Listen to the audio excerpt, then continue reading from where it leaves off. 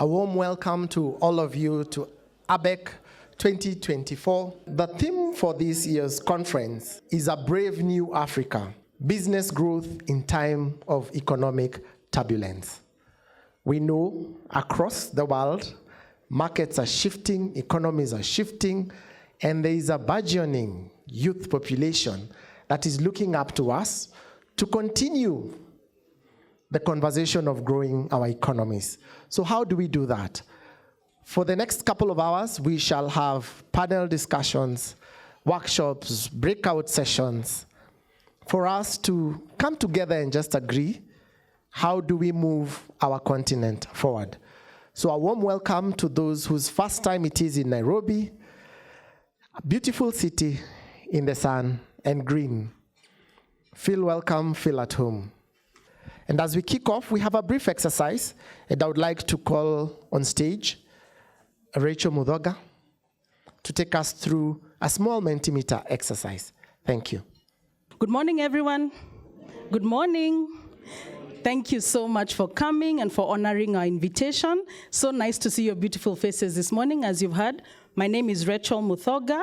I am the program lead for the ABEC conference, and really happy to have engaged with many of you as you are preparing to come and participate. Now, I'd like us to, in most conferences that you go to, you're told, put your phone on silent. Please put it off if you can, isn't it? Today, I want you to pull out your phone. Please pull out your phone and go into menti.com and enter that code manually. So let's start with some easy ones. Are you a morning person or a night person?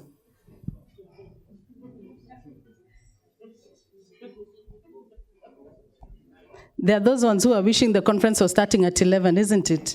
Then you could have just started peacefully. You could have taken your time. Are we together? This is helping me also to figure out how many of us are understanding the technology and that we are using it. So I can see I have about 40 people out of this room who have engaged with the technology and are capable of using it. So I need more proof from the rest that we can use the technology. So please, Safaricom is watching, right? Safaricom are here. So let's give them proof that we can use their technology. Let's keep going. I'm up to about 50 people now. Okay, we're getting the hang of it, isn't it? We're getting the hang of it. We can go on to the next one. So on a scale of 1 to Nicolas Cage, how are you feeling today? Are you feeling happy? Are you long-haired and carefree? Which one are you feeling like? Are you stressed? Are you number 6? Are you stressed? Are you just feeling meh? Meh is number 9. You better not be meh, right? You better not be meh. Okay, great. Now I'll ask us then to go into the subject matter questions. So let's first of all get a feel of which country you're representing. We know that we have a number of countries in this room. Just type out the name of the country that you're from. Tanzania is in the room. Thank you, thank you. Botswana, thank you. The Nigerians, and there's multiple of them. There's Bangladesh, we've got Sweden, we've got Ethiopia, Nigeria, thank you. And it's becoming bigger because there's a couple of them.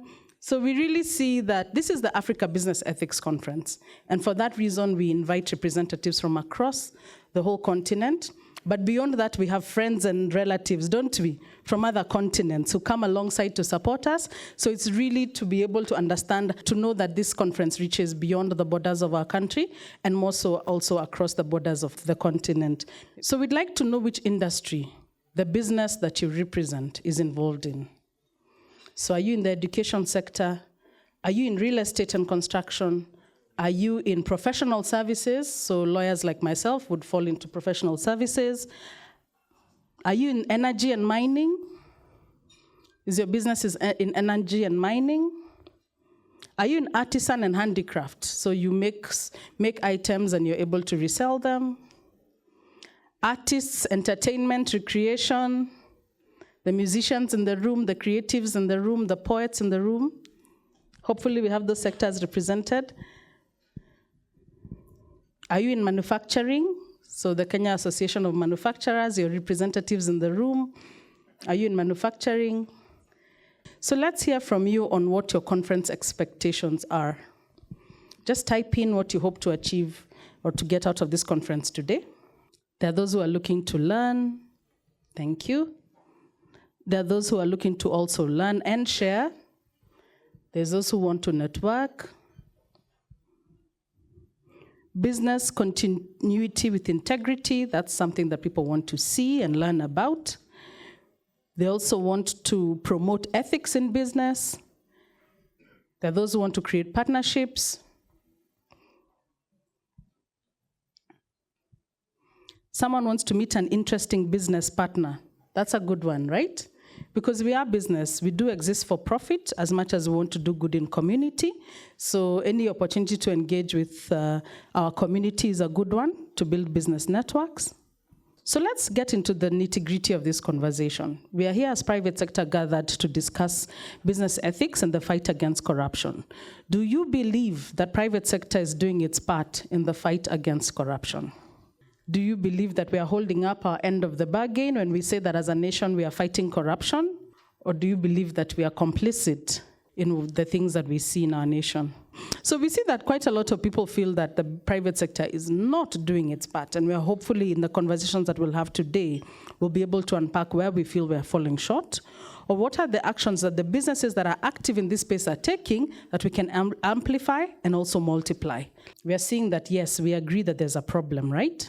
I think the last slide has shown us that there's a problem, but what could be done to help businesses, and for the businesses especially that have supported this conference, that have sponsored it, that have shown up today? It's because they have an interest. So what can we add to them, to their skill set, to their bag of tools to enable them to do better and to instill business? So I'm seeing advocacy.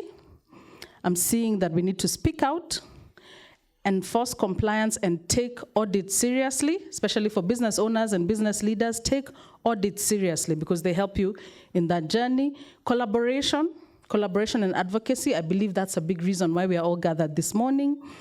To implement policies. Someone has written ethics in capital letters, and they've said we need to own ethics. We need to own them, not just to be a victim of our environment, but to say that we are owning up and standing up. Partnerships, research. The point of research, data. We all know that we are in a data-driven society. How can research support us in doing this work? Be an example. Someone is saying, relook at your supply chain. You might be saying, I personally am not corrupt, but what is happening on the supply chain of the company that you represent or that you run? To recognize and reward integrity. There are definitely business leaders who are doing the right thing, isn't it? There are those who we know stand out in this work. Can we recognize them? Can we give them visibility? Can we show the positive, even as we know we're in a difficult situation? There are positive that we can show. Reject bribery. That can be a personal one. We also have government officials in the room. Reject bribery. And so list corrupt organizations, so basically access to information and furthering how much information is available for those who need to know. I believe that we've seen the word advocacy many times, isn't it? That we need to speak out, we need to advocate, we need to really take a stand as private sector. So what emerging trends, and this is the tech conversation, what emerging trends do we believe will most influence business ethics in Africa? The first is AI. There's the issue of data analytics. There's cyber security, and we also have the option of blockchain. All those are different factors, and they sit proximal but in different spaces, and how do they impact and how will they drive Africa, especially when we're talking about building ethical businesses, which will most influence business ethics in Africa. And so to not forget that when we're saying we're in a tech-driven world, you can't just talk about ethics and talk about people. You also have to talk about the impact of technology on the business world and how that impacts on business ethics. So let's think about the key takeaway that you hope to take. And this is really for the organizers and for the speakers to understand what the audience is looking for, even as we prepare for the sessions. What's your key takeaway? We know that there are institutions that are looking at how they work with private sector. We have Ambassador Oguna here from UNSDG, so thinking about how they work with private sector. Thank you very much. There's illumination. People want practical tools and access to platforms. So platforms is a big one, and we have the Ethics First platform here today, and actually the representative, Imabongi Captain, will be speaking to us shortly. So really happy, I'm sure I can see her smiling when she sees the word platforms on stage. New knowledge, innovative approaches, honest conversations, because as private sector, when we gather here, we cannot pretend, we can't act, we have to be honest with each other. The youth, how can we improve their lives? Really happy to recognize that we have the strong partnership of the Ethics Association Network, that is a network of youth who are passionate about ethics. They are actually the ones who you have seen ushering you in and supporting us in putting together this conference. And really, they are passionate, they're willing, and they're willing to put their hand in for the work. So how do we respect that and help them? Thank you so much for participating. And as we continue, I'd like to invite Imabong Ipatang, that I've just mentioned. She is the program officer in charge of the SIPE programs in Nigeria, and she will be here to lead us through yet another small exercise so that we can have yet another tech-driven conversation around this matter. Let's give her a round of applause as she comes up, and thank you so much for your audience. Thank you, Rachel. Good morning, everyone. It's so lovely to be here again at ABEC. And it's a pleasure to be addressing you all this morning. My name is Imabong Akpanita, like Rachel said. I'm a regional program officer with SIPE, and I have the privilege of working with private sector organizations like you all on a daily basis. So I am honored to be here, meeting with you all and engaging with you all in such an appropriate gathering. We're going to be doing a very quick competition this morning. Very quick. If this is not your first ABEC, you know that ABEC is full of surprises and full of amazing rewards for the businesses who are privileged to be in such a room. Today's competition will be recognizing and understanding how businesses have taken the lead in championing integrity in their own small way. Like Rachel said, I did smile a lot when I saw platforms on there. And as the conversations go on today, you'll hear about Ethics First from myself and a few of my colleagues who are in the room. But let's get into this very quickly. I was given just 2 minutes for this, and we'll watch something very interesting that will give you a little more insight into all I'm speaking about. The ethos of the Africa Business Ethics Conference really is that trust is a solid foundation for sustainable business. And one of the ways that we build that capacity to have trust in business is through platforms like we saw. And so a few years ago, the Center for International Private Enterprise, or SIPE, developed a platform, a tech-based platform, that helps small and growing businesses as well as large businesses build out an ecosystem of businesses that are prioritizing trust in business operations. We offer that support, like I said, through the technical platform, but also through a myriad of other support channels, including a network of change agents, one of which is MRS, and there are a few others who in the room that I will introduce to you later. But very briefly, I would like you to watch a video that features 2 African businesses that have done a fantastic job of championing integrity, not just in their industries, but across their countries.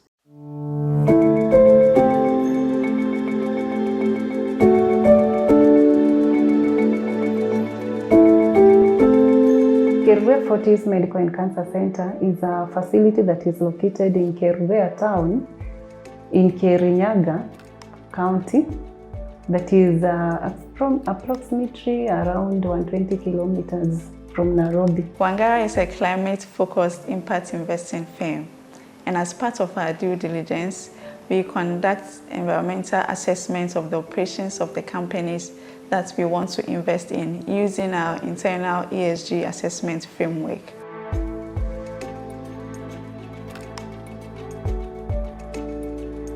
Trust is a two-way relationship. We strive to understand the community's needs, concerns, and values.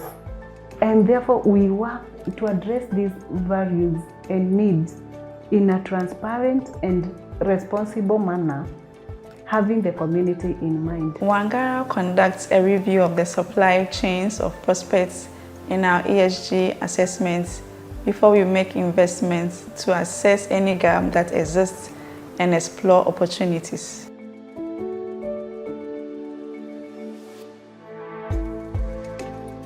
Trust is earned and it has no timeline.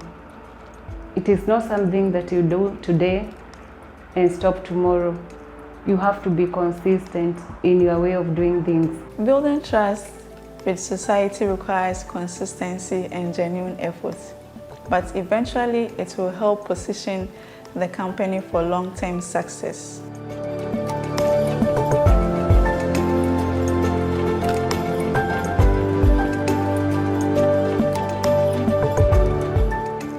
Thank you very much. Coincidentally, those are two women in business who are making me very proud to stand up here and be the one to introduce this competition. But like you heard from Purity, trust is a long-term decision. It's a long-term, it's consistency, it's genuine, pushing and continuing. Our darling Mama Fatma here introduced me to a saying when you talk about trust in business, anti-corruption in business. It's a drop of water consistently falling on a rock until that rock splits. So it's not a one-day effort. It's something that you do as a culture and as a system, as a business. So now to the interesting part of our competition. We have a lot of amazing businesses here today who, in your own way, have done a lot of work, in your little way, in your bigger ways, have done a lot of work to promote a culture of integrity within your firms, within your communities, and improve either the business space, the business landscape, the investment landscape, whatever it may be, the economic landscape in your countries. In a few words, there's another QR code on the screen where we're really encouraging technology adoption today. So please pull out your phone one more time and scan the QR code. It will lead you to a Google form where we want to know, how do you, in your own capacity as a business, encourage trust, encourage integrity that leads to improving the economic space in your country, in your community, that leads to improving employment, improving, the system of operations in your business space. Just in 150 words, if you can put that in and submit it, that will be fantastic. To encourage or incentivize you to complete this competition, there are a few items that will be won today. We're looking to find 3 businesses in this room or online, because I know we also have a virtual room, who are able to demonstrate in those 150 words how their businesses are championing integrity in their communities and in their countries. You also will have the opportunity to win a training and capacity building scholarship that prepares your business for integration into global value chains. I believe these are very valuable. So please take a minute. If you could just flash that QR code one more time for me. Take a minute to scan that. Entries will continue to roll in until the end of today. I think by lunch, we will close all entries, and then at the end of the day, we will announce 3 winners. So thank you all for your attention, and I look forward to hearing the innovative ways in which you all are promoting integrity. Thank you.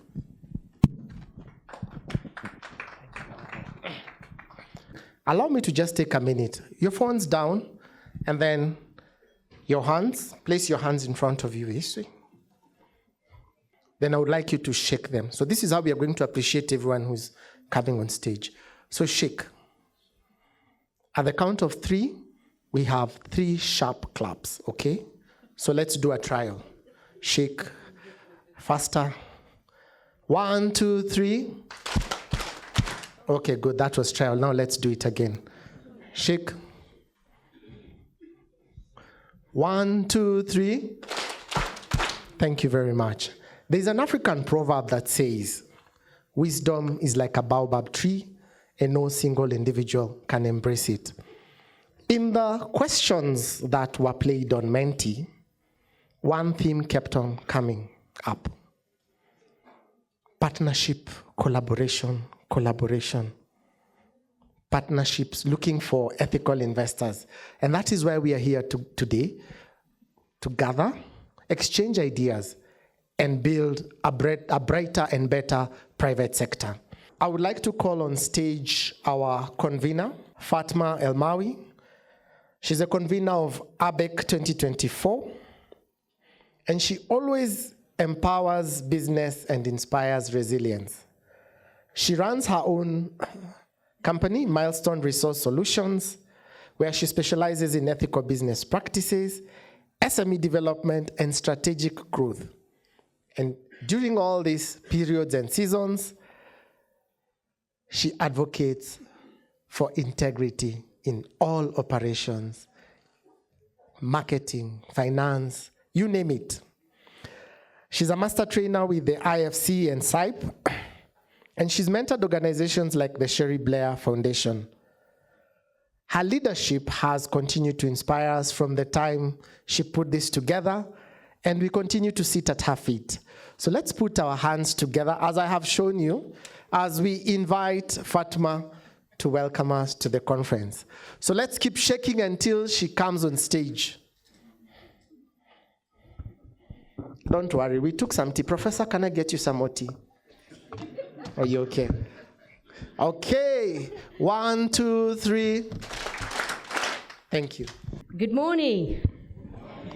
Mheshimiwa PS Abubakar Hassan Abubakar, Principal Secretary, Ministry of Trade, Investment and Industry, ably represented by Madame Patricia Rua, Director, State Department for Investment Promotion. Distinguished guests, partners, ladies and gentlemen, good morning once again.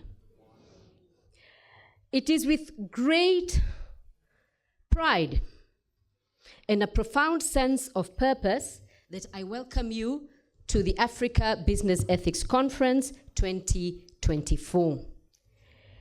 The annual conference, now in its 5th year, continues to grow as a pivotal platform for dialogue, collaboration, transformative action across Africa's business landscape. We embarked on this journey in 2019, and at that time we had only one goal in mind: to foster a culture of transparency, accountability, and ethics in African businesses. God, today, I stand here before you deeply encouraged by the progress that we have made over the years. From Kenya to Nigeria to Botswana and beyond. In fact, there is a cohort, and I want to thank them. I want to thank them, all our online listeners, our online attendees, some of them in the US, and they have woken up at 5 o'clock in the morning, and they're actually listening to us. That's great, isn't it? It also means that what we are talking about here today is of importance to each one of us. And what are we talking about? It's just the critical role of business ethics in driving sustainable growth and enable growth of African businesses, both locally as well as the global arena. Allow me to say that most of us tend to think that ethics is at the bottom, because if you do your business ethically, you would grow faster. Now, if you're as young as me, how many of us in this room played Snakes and Ladders? By a show of hands. I'm young, come on guys. Snakes and Ladders. You remember you go up and you climb, and then what happens when you reach 99? You are swallowed by the snake, isn't it? And that is what happens when business is run without ethics. Here in Kenya, we have seen a lot of businesses. When the founder goes, we bury the founder and the business, isn't it? They both get buried. Why? Why don't we have businesses that outlive us? Businesses that are sustainable, and business that can actually go into the global arena and compete. Just like we see multinationals in Kenya, whereby the founders died many years ago, but they're actually here today. Having said that, this trajectory of business ethics underscores the significance as a premier platform for addressing critical ethical challenges within the African businesses. In 2019, we were in Kenya, and the theme was best practice for better business. The role of the private sector in promoting transparency and accountability. Why do we keep on talking about the private sector? Simply because, ladies and gentlemen, we are the supply side of corruption. We just have to accept, isn't it? We keep on pointing fingers to public sector, and I'm not saying this because Madame is on my table, but we talk about public corruption. The media tells us about public corruption, but has anybody, I don't know, we don't hear about private sector corruption. You know, in my language we say, and maybe somebody can translate this for me, kidole moja haiui chawa. You need two, isn't it? You need the public and the private sector to work together. In 2020, in Nigeria, we actually spoke about tackling corruption to reduce poverty and unemployment. We have this problem, isn't it? It's not just in Nigeria. 2021, we came back to Kenya and we looked at business ethics and sustainability. How can the private sector self-regulate? 2023 in Botswana, we looked at 20 years after UNCAC.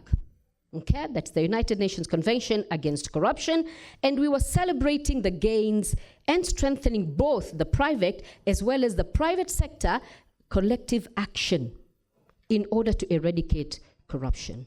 Now, since 2019, all the conferences, we do take feedback. And during the conferences, I want to talk about it's not all gloom. We have done something good. And people are following.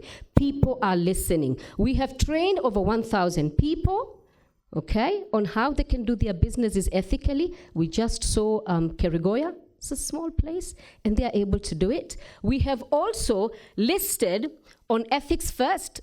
Ethics First is a data management base whereby all organizations in Africa that are ethical are listed there. So that when, and I know the ministry is interested in FDI, when people want to come and invest in Africa, those are the companies they should go to first, because those organizations are actually ethical. What we do is actually very simple. We de-risk, ladies and gentlemen, we de-risk your business so that your business grows and so that your business also is able to go beyond. Now, why do we do this? Simply because corruption, to be honest, is not an African problem. But corruption exists in Africa, isn't it? We see that Africa loses over 60 billion annually through illicit financial flows and over 140 billion to corruption. Now, ladies and gentlemen, these figures, how many schools would it have built? How many hospitals would it have built? And how would Africa prepare itself for the future? The sunshine is that despite these obstacles, Africa's private sector has demonstrated resilience and determination. More than ever, we must do more as a private sector.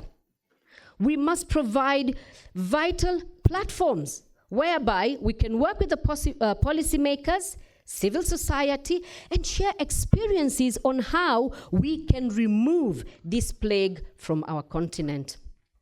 I would like to reiterate that corruption, again, is a problem in Africa. But you see, the issue here is, it is not a moral problem in Africa like other places. In Africa, it's a survival problem. Because people tell you, if I don't pay, I don't get a license. Isn't it? If I don't do this, my goods don't get, released. So how do we get out of this? How can we trade with the Africa Continental Free Trade Area? How do we make trade within Africa a reality? Ladies and gentlemen, business is not about the names out there. Business is amongst people. If we don't trust each other, how do we do business together? So the conference this year is talking about the new business landscape, the emerging macroeconomic trends, and how we can navigate. We are also going to look at some case studies. There are some countries that have actually succeeded. So it's not doom and gloom. It can be done. And then the role of technology, okay? How does it empower us, empower the Africa's youth to be at the forefront of the ethics journey? You know, there's an African saying that says, if you want to go fast, go alone. But if you want to go far, what do? You walk with others, isn't it? This is not a sprint. It took us many years to get here. This is a marathon. And we are good at marathon as Kenyans and as Africans, aren't we? So we can do it because we are good at that. I would like to thank our partners who have made this possible.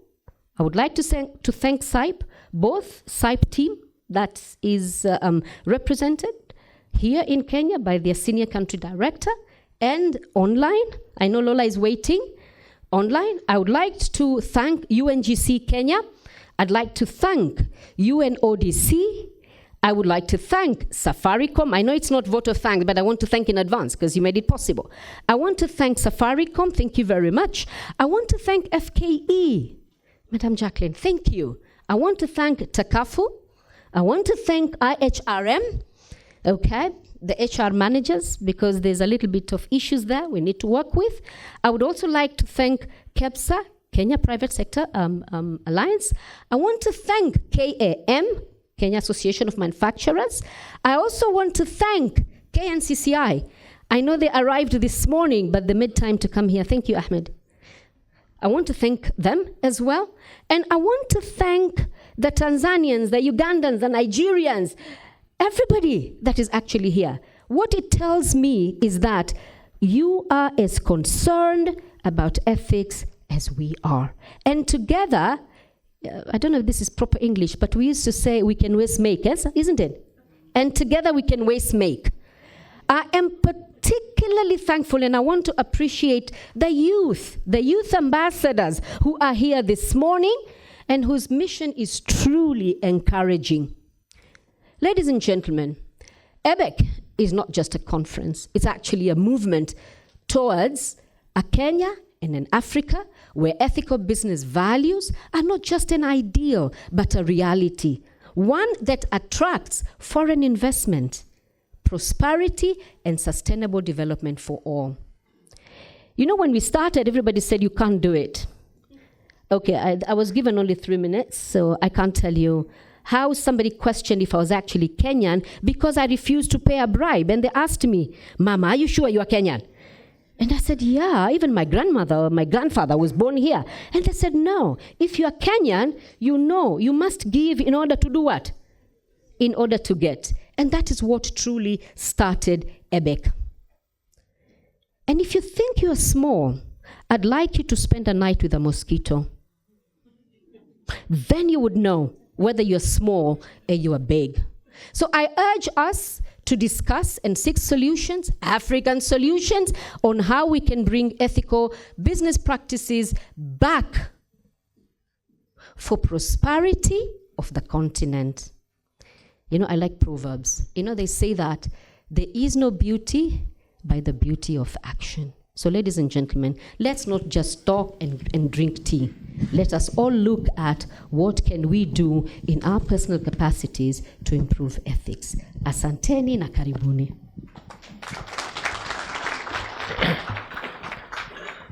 Thank you, Fatma. Let's clap for her the way I showed you. Don't worry, we'll change after you've taken tea. For now, let's shake so that the morning tea can go down. 1, 2, 3. Thank you very much, Fatma. Our hashtag for the day is hashtag ABEC 2024. Hashtag ABEC 2024. On all our social media platforms, our social media team is making sure that the world is updated. I would like us to give a round of applause to our online community from across the world. There are people who are still awake in Asia, and the ones in the US, and those in Europe, and West Africa, and South Africa.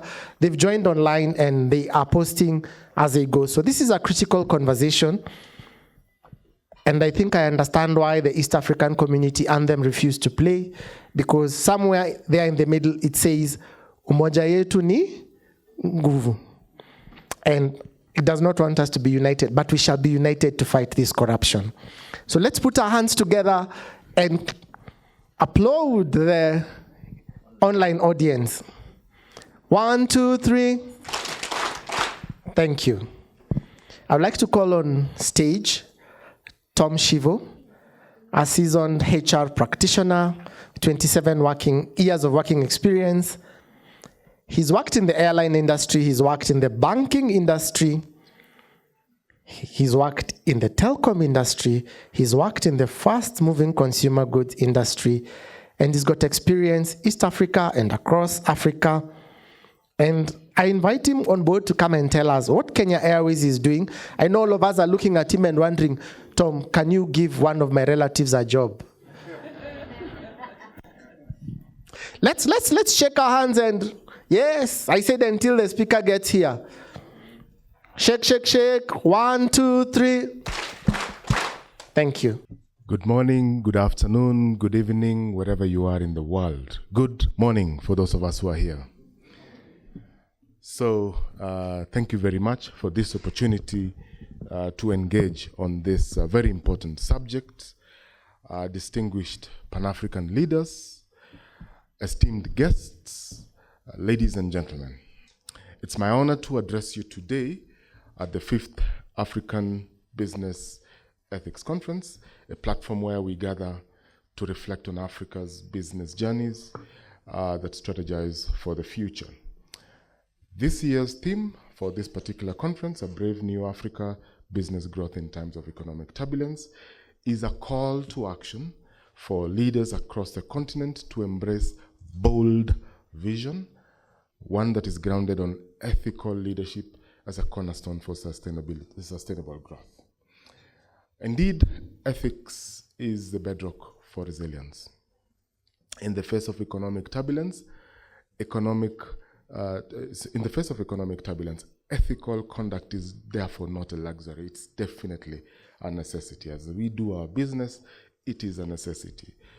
Businesses that operate with integrity build resilience, inspire trust, and foster sustainable growth. An African proverb that was mentioned here by Joe a few minutes ago, the truth is like a baobab tree. No one can embrace it in one shot and alone. It just shows that truth signifies the element of collective responsibility. We bear it in fostering a culture of ethics and integrity. However, we must also acknowledge that the persistent challenge of unethical behavior across our businesses is corruption, unethical practices, which will undermine trust, distort our markets, and exacerbate economic inequalities. It is essential, therefore, for us as African leaders and corporations to be committed to being part of the solution. And I'd like just to refer to a cautionary tale, which is more of a case study of a collapsed organization. In 2021, Enron in the US stands as one of the most significant businesses that failed in history, offering valuable lessons to all of us, locally, regionally, and also worldwide. Enron was once a global energy giant valued at more than USD 70 billion. It was celebrated for its innovation and rapid growth. However, beneath the surface lay fraudulent accounting practices and a culture driven by personal greed rather than collective goods. The fallout of Enron's unethical actions destroyed livelihoods, wiped out shareholder value, and highlighted the vulnerability of businesses that forsake ethics for short-term gains. For us as African leaders, there are quite some clear lessons as follows. Integrity binds longevity.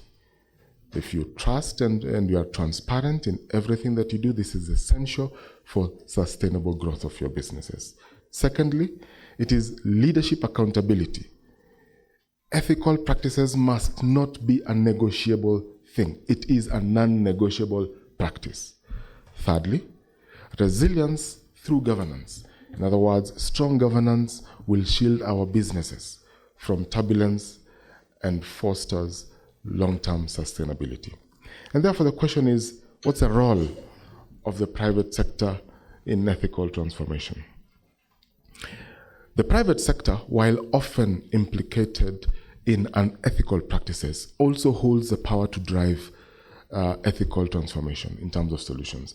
Addressing corruption and fostering integrity requires bold strategic actions, and I have listed a few. Strengthening regulations and incentives is key, where governments must also balance strict regulations with incentives for compliance. Number two, driving ethical culture in our organizations. Corporations must prioritize internal and external frameworks so that we are able to embed transparency and accountability. Leveraging on technology is also another key strategic application that we need to do. Digital tools can reduce corruption by enhancing transparency and streamlining operations. And then lastly is collaborative actions, where we need to collaborate responsibly with the state also and industries, civil society, and ensure that we have comprehensive and lasting solutions. Distinguished leaders, the conversation on ethical business, whether globally, regional, or national, must acknowledge the integral role that we in the corporate act in shaping governance and integrity. Historically, efforts have been taken and have focused mainly on the public sector, as if it is not an issue also within our own sector in the private sector. However, the private sector is often a critical player in perpetuating these practices, such as bid rigging, administrative corruption, economic crimes, tax evasion, undue influence, state capture, kickbacks, bribery, and the list can go on. These practices do more harm than individual entities. They erode public governance, they distort our markets, and the list of failures will continue growing. At Kenya Airways, our commitments are very strong with regards to ethics. We have recognized that ethics is not just about compliance, it is about creating a culture where integrity is celebrated and misconduct is rejected, and we do it publicly. Our commitment to ethics is reflected in our strategic initiatives. Number one, we have brought in leadership commitment on this subject. Our leadership prioritizes ethical governance, guided by a robust framework where we have mainstreamed it in terms of prevention, detection, and correction. The second thing is we have put in structures for integrity. We have an ethics and integrity office that has implemented training programs, revamped our integrity code, and extended ethical practices across all, including our business partners and suppliers. We have also put in place a robust whistleblowing and consequence management framework where we have different channels and tools for access, fostering the level of trust and transparency within it. With increased reporting, we are able to make decisive actions on misconduct. And by the way, our actions go all the way to prosecution. We have had quite a number of staff who have been jailed, and we publicly announce it to staff. Yesterday, there was a verdict of a staff who was involved in human trafficking, and sentencing is coming up in the next few. We're looking forward to that sentencing. So a call to all of us as Pan-African leaders. Ladies and gentlemen, Africa stands a pivotal moment. Our continent's potential is undeniable, but achieving it requires ethical leadership. Let us rise up to this challenge by fostering transparency, embracing innovation, and building partnerships. We can transform this Africa into a beacon of integrity and resilience. At Kenya Airways, as I mentioned, we have a program called Act Right and Speak Up, which sums up our resolve in this. We celebrate those who act with integrity, and we also hold those to be accountable for the actions where they falter. This is our collective responsibility as our African leaders to build a culture where ethics is not just a moral imperative, but a competitive advantage. In closing, therefore, I want to say that as we navigate this new Africa, let us lead by example.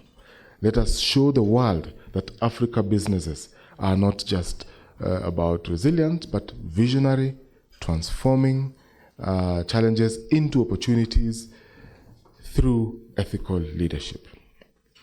Together, we can create a continent that thrives, not in spite of the challenges that we have, but because we face them with integrity and courage. Remember, it doesn't matter, no matter how great your business success is, it remains fragile without the foundation of ethics and ethical behavior.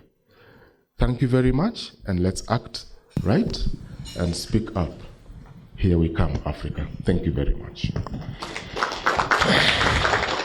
Thank you very much, Tom. Let's clap for him the way I showed. Do we have to do that until he sits down? He's told us something very brave. You know, it's very hard to hear corporate leaders say, we took action and it's in the public space and we are looking forward to it. Most times we sweep it under the carpet. So 1, 2, 3. Thank you very much, Tom, for that powerful note. A strong foundation can be brought down by unethical practices for short-term gain. Remember our theme, A Brave New Africa, Business Growth in Time of Economic Turbulence. Again, his conversation had collaboration. So let's learn from each other today as we sit in this space. Thank you. I would like to call on stage Nicholas Mulila, MBS. MBS stands for Moran of the Burning Spear, awarded to him by the head of state for his contribution in the risk management and security efforts in the industry and the country. He has one of the hardest jobs in this country. I know we are all looking at him saying, okay, he's here. Today I'm going to tell him how the people from committee called me. Someone called me and tried to reverse money. So as he comes on stage and we clap for him, he's the Chief Corporate Security Officer at Safaricom PLC, responsible for business assurance, enterprise risk management strategy, cyber security, data privacy, business ethics and compliance, anti-money laundering program, insurance and physical security. All this in 24 hours. Let's shake. Let's shake for him. This is a serious job. Thank you. 1, 2, 3. Thank you so much. Bwana PS, leading our government partners, private sector stakeholders with us today. Ladies and gentlemen, good morning. Good morning once more. Thank you so much, and I really feel honored to stand before us today to actually discuss issues of ethics, which is what I love doing on a day-to-day basis. So I'm in very familiar grounds, and I'm extremely excited, to be with us today. This is a time when we actually emphasize the crucial role of working together and collaborating to advance business ethics. What we have known over time is that it's totally impossible for one organization, for one individual to actually win in as far as business ethics is concerned. In Safaricom, it's a very great moment for us. We are celebrating 24 years of support from yourselves and the rest of Kenyans and the rest of the world. So we are very, very excited. You would have seen us going around in what we are calling Sambaza Fra in 24 years. We are just appreciating our customers. Some is more to give back and just to appreciate them for their support, continuous support, and even request for support as we prepare for 25 years. And as we go on, to do this for another 50 years, we are building an organization that is going to be here with us today, with us where our kids are going to work in, where our great-grandchildren will work, and we believe we are here for good. And that is why we are guided with a number of pillars on our end, pillars around shared value, just around our planet, and just being responsible in the way we do our business. And at the heart of that is our people. And our people is just not the staff who work for us, but also the community at large. And therefore, we have continued to make a very firm commitment in as far as business ethics is concerned and sustainability of our business is concerned. So, friends, today we want to say that we have to always lead by example. I think the convener talked about it a little earlier on. As leaders, we must lead by example, not only in what we say, but actually what we do every day. And we must make sure that in whatever we do, we are transparent and we conduct business in the most transparent way. In our organization, we have continued to empower the leaders there to make decisions that are ethical. And by the way, I just want to say that it doesn't matter the position you hold in the organization. If unethical conduct is found, or you are found to have committed any acts of unethical conduct, you just be shown the door the following morning. So it's as simple as that. So it stems from the lowest level to the highest, to the very, very highest level. And if we look at some of the researches that have been done, just looking at Edelman Trust Barometer, we are seeing an increase of the trust levels for private organizations from about 50 to 60%. And today we have seen here, when earlier on, we saw that we do believe that corporate organizations and private entities are not doing enough to basically deal with this issue of corruption. It was a little bit embarrassing, I must say, but also an eye-opener and very, very good feedback for all of us here who are in the private sector. Because in our own small ways, sometimes we do believe we are doing the best. And we tend to, blame others, for corruption, for bribery.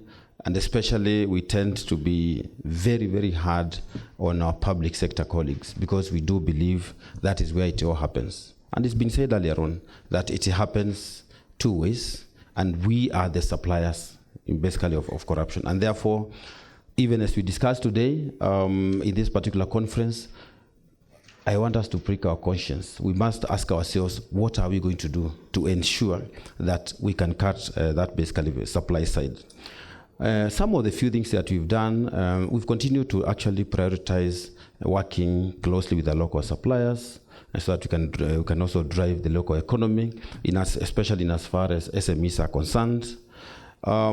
We did realize that in the normal, normal ways of doing business, our suppliers and our partners, for that matter, will be requested to bring paperwork to us, to our teams, so that they can, so that we can look at how to onboard them and that kind of thing. And of course, that particular process became an issue, and we have continued to engage technology. Today, in our organization, we have a supplier portal where you just go in and actually upload your documentation. You don't need to talk to anybody. You just upload our documentation. It will be reviewed, and you are categorized. And after that, then someone can speak to you. So there is no story of, I know Nicholas, I need to speak to them. I know so-and-so, I need to speak to them so that I can become a supplier. And we have continued to do this. And in the process of just trying to make sure that we improve this particular program, we are trying to cut as much human interaction as possible in our processes. Just going back to some of the key strategies that we are working on, and especially on the SDGs. Quite a number of years ago, I think our business was the first one to embrace SDGs, and at that particular time, we ensured that each particular employee of the organization had a KPI around SDGs. And we picked about 7 of them that we have been driving over the years. But I just wanted to speak around SDG 16, which basically focuses on promotion of peace, justice, and strong institutions. And we want to continue to actively participate and contribute in just prioritizing those actions that reduce corruption and improve transparency and also ensure accountability, whether it's around the business or just around, around governance.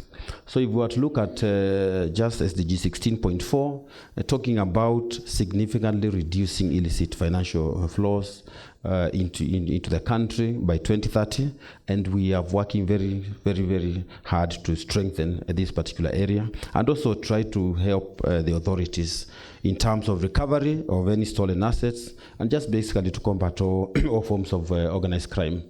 Yesterday we hit 34 million M-Pesa customers. So we are the 34th million M-Pesa customer, and we are celebrating that today, and we want to say thank you. We want to say that Kenya is an M-Pesa nation, and if you look at the kind of inflows that we see on M-Pesa, then means we have to have a very strong AML and AML-TF kind of program that is going to ensure that we can stop any forms of illicit financial flows into the country. So even as we get success on this side, on the other side, then we still do have quite a huge job to do to ensure that we continue to protect the resources of our customers, and of course also to protect the country in a way or another. So just continuously reducing corruption and bribery across the country becomes very, very, very critical. And then if I look at just SDG 1610, emphasizing just ensuring that there's public access to information and just protection of fundamental freedoms of both customers and also of citizens. And we are encouraged to foster transparency within the operations that we do. We have always talked in Safaricom about simple, transparent, and honest, and we try our best to make sure that whatever we offer our customers is simple. How we charge our customers, is accurate, is quite honest, is transparent. They can see what is happening. But I must address the issue that has been talked about in the newspapers over the last, I think, since about May, June there. With basically Kenyans saying, Safaricom shares customer data, Safaricom is releasing our data and that kind of thing. And I just want to say here that, I don't know which words I want to use, but let me be as diplomatic as possible. I just want to say here that at no one time, and I think I've been in charge of privacy since we actually started our privacy program, just before GDPR in 2015. That's when we started it. But there's no one single time when the organization has decided to share any customer data for whatever reason, unless there's a court order. So you have a court order, and I'm asked to I'm given orders by the court to give any information regarding our convener today. I'll give it. I will have to. I will have to follow court orders. That's the first thing. If there's none, there's nothing that goes out. That is not to say that once in a while, there's no mistakes are done. Because we have to empower, for example, our staff to make sure that they can serve customers well. For those of us who have gone to our shops every other time, when you go before one of our experienced executives, they will ask you for your documentation, they will check through the system, and that is part of, what can happen. And therefore, in the process, you get one or two in a year or so who will also do the wrong thing, and they may share that, not with law enforcement, by the way, but with your relatives mostly. Mostly it's our relatives who request for that data. One wants to know what is my spouse up to, what is my girlfriend up to, what's my boyfriend up to. And those are the issues that we more or less handle. And the good thing is that we have a very robust way of actually detecting some of these things. So the moment any of us tries to access any information for our customers, when the customer is not in front of them, and we have enough tools to know that, then of course that is flagged immediately and it is dealt with. So, and we will continue to, to improve on that. But I just wanted to make it very clear that the organization does not and will not share customer data or location for that matter. And for your information, there is no customer who is located.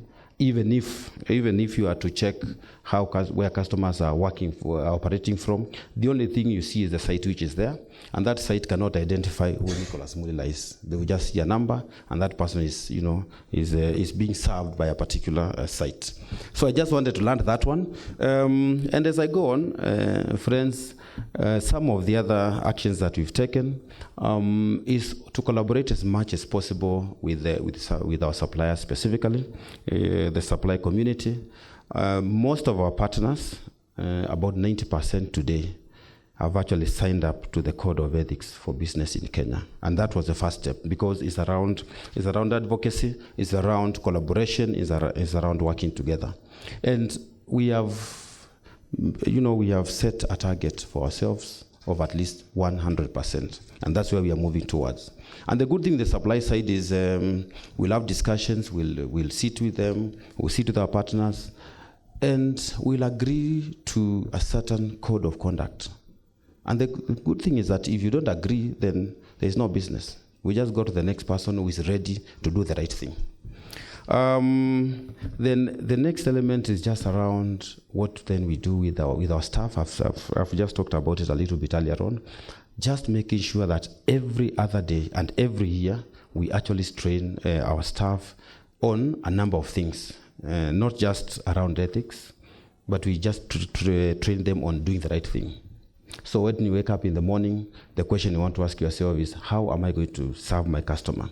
Is what I'm going to do today, the actions that I will take, is it what I would have liked, basically to be done to me? So talking about ethics, how you can actually make the reports, whatever, and we have quite a number of opportunities and options that we've given our staff to report unethical behavior, even just a thought of unethical behavior, just around elements of data protection, elements of risk management, elements of cybersecurity, which is quite huge for us.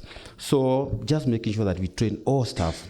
And actually this year we've been running a program we call 2+1. And in our 2+1, we are talking about two things. The first one is for our staff to learn about AI. Just AI, just learn everyone AI. You don't have to be a techie, but we want you to understand, what it means, what AI means, the opportunities that you can get, the threats, issues around ethical use of AI and that kind of thing. And that's what we've been driving this particular year. We are reaching about 98% today. And because it's one of the KPIs that we've taken, we want to make sure that by the end of the year, we are at 100%. So that's the first thing. Just to make sure that we can then be able to serve our customers and use tech to just solve societal issues. And if I look at just the last 2 months, we have been privileged to receive 2 prestigious ISO certifications. One of them is just around privacy information management system. We call it PIM certification, which is actually global. I'm not sure how many other organizations have that. And for that is a commitment that our systems, our processes, and what we do every day is geared towards ensuring that we protect everything that you have allowed us to keep. And that is everything just around information. And then the other element is just around what we shall call payment card industry security standard. And this is for use of card, for those who use these Visa cards and what have you, just making sure that if and when we launch a virtual M-Pesa card, I can guarantee you that your money will be safe 100%. At any one time. So you wouldn't wake up and say, oh, I had my money and now, it's gotten lost. And we continue to also, collaborate very much, especially on areas of fraud and cyber risk. So someone talked about our watu committee, the guys who will call you and tell you I'm calling from Safaricom and that kind of thing. And what we actually came to realize is that most of our financial institutions sometimes lose cash and they'll never talk about it. But the good thing, is that we will actually pick it on the M-Pesa side because they will lose cash. Their customers will lose cash for a reason I'll just talk about just now. So their customers will lose cash, but the exit is M-Pesa or Airtel Money for that matter, or even T-Cash for Telcom. And therefore, we started about 3 years ago, we started a quarterly program with all financial institutions. We started with the banks, and basically we started just developing controls, technical controls around SIM swapping, around how we collaborate to make sure that any fraudsters that are picked within the ecosystem, whether it's the banking system or the mobile money system, we know them and we can know how to deal with them, whether it's through law enforcement or whatever, or whether we are going to say that you will not use our services because you are using, you're doing the wrong things. And because of those initiatives, we actually saw fraud against banks go down by more than 90% within the first year. And then the guys moved to SACCOs. And you know, SACCO is where we save our money. SACCO is where every other person is where you find, especially the hustler guy is there, the guy who works and earns 100 bob a day and saves 20 shillings. So you can imagine if a SACCO goes down, what it can mean to the individuals. So the guys moved to the SACCOs, and we brought SACCOs on board to also make sure that then we can work closely with them and develop same controls. And we keep at it. We have been doing extremely well. So what's the reason for that? The reason for that has always been around cyber insecurity. So systems will be compromised, and when systems will be compromised, cash is just pushed out. And just simple, very, very simple things, that we picked up. And basically, these are some of the things that we have been trying to do every day to make sure that all of us, as an ecosystem, basically we are strong. One of the things we've done over 5 years now, we have always released our sustainability report every year, about between June and August. And we always report the number of staff that we separated with because of conflict of interest. But besides that, we talk about so many other things that we are doing, in terms of making sure that we are a resilient organization, that we are serving our people well, that we are doing the right things. However, the only thing that is usually picked is the 90 staff who left the organization because of conflict of interest. But we don't mind, and we don't mind about that. And actually today I want to call upon all the private sector guys who are here today. It is good to always say, at the end, whichever way, whether it's during your annual reports or whether you're launching your sustainability reports, it's good to talk about it. You just say, we have, released this number of our staff because of conflict of interest. You don't have to give a lot of issues. I know the lawyers in the room will say, no, you can't say this kind of thing. You cannot give a lot of details. But I'm sorry, I usually say, I'll say the truth, and then the lawyers can defend me. So just looking at it, I want to call upon all of us here today, because you must have issues, and you cannot have any organization with 10 employees and miss one who is doing the wrong thing.